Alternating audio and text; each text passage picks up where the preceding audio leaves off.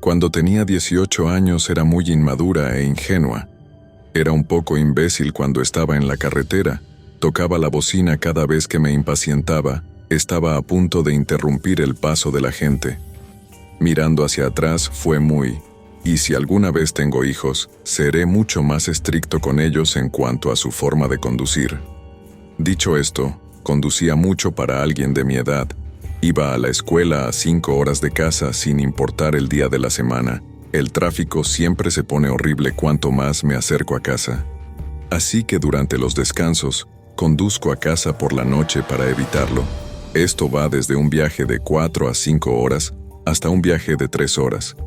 Era el comienzo de las vacaciones de invierno, ya que el semestre de otoño acababa de terminar. Todos mis amigos se fueron a casa el mismo día. Esperé hasta más tarde por la noche para salir porque no hay nada que odie más que el tráfico. Solía conducir un Mazda 3 con el que me daría una paliza. Y hay que admitir que solía ser conocido por conducir mi auto hasta un tanque casi vacío consistentemente. La gente lo comentaba siempre que estaba en el coche conmigo. Y siempre les aseguro que al auto aún le quedarían al menos 30 millas por recorrer. Incluso después del impacto de la aguja, me enteré la noche que conducía a casa desde la escuela que estaba equivocado. Llevaba solo 1 hora conduciendo por la interestatal. Tenía la aguja puesta y estaba arriesgando mi suerte esperando el cartel de una gasolinera. En lugar de buscar la más cercana en el mapa, el auto comenzó a emitir sonidos extraños de repente y a sacudidas. Y fue entonces cuando me di cuenta de que podía haber dejado el depósito vacío. Esta vez, salí por la primera rampa de salida y esperaba que llevara directamente a una gasolinera. Esta salida estaba oscura, aunque sin alumbrado público, y había bosques a ambos lados. Tenía miedo de reducir la velocidad y perder velocidad, porque no sabía si tendría suficiente gasolina para encontrar una gasolinera. Pasé la señal de alto al final de la rampa y doblé bruscamente a puñetazos en la carretera que se cruzaba, que era otra carretera oscura rodeada, estaba arruinado. Finalmente, el auto se detuvo y el motor se apagó. Las cosas solo empeoraron cuando saqué mi teléfono y vi que no tenía barras. Tengo T-Mobile, que es la peor recepción posible en cualquier lugar lejos de una ciudad importante. Intenté llamar al 911 porque fui estúpido y pensé que el 901 funciona incluso sin recepción. Por supuesto que no. Estaba aterrorizada porque no sabía qué hacer. Encendí las luces de emergencia y esperé a que pasara alguien. Pasó mucho tiempo hasta que vi que se acercaban los faros. Cuando lo hice, les encendí los faros y me rebasaron.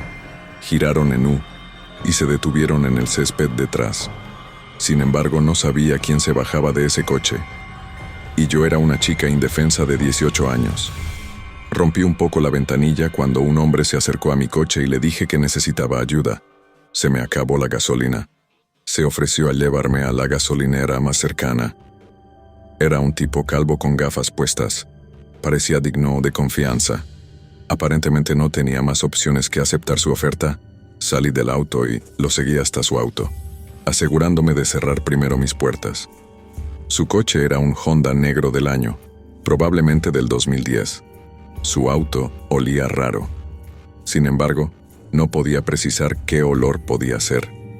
Dio otro giro en U y empezó a conducir en la dirección en la que conducía antes de entablar conversación conmigo, preguntándome de dónde era y haciendo preguntas sobre el bajo. Fui honesto con él al decir que conducía a casa desde la escuela. Dijo que vivía en la zona y que a los habitantes de la ciudad no les gusta salir de la interestatal para ir a esta pequeña y tranquila ciudad. La ruta que tomábamos no tenía edificios en ninguna. Había bosques por todas partes.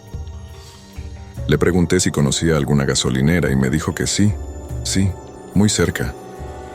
Empecé a oír choques y golpeteos provenientes de la parte trasera del vehículo. Al principio sonaba como el maletero.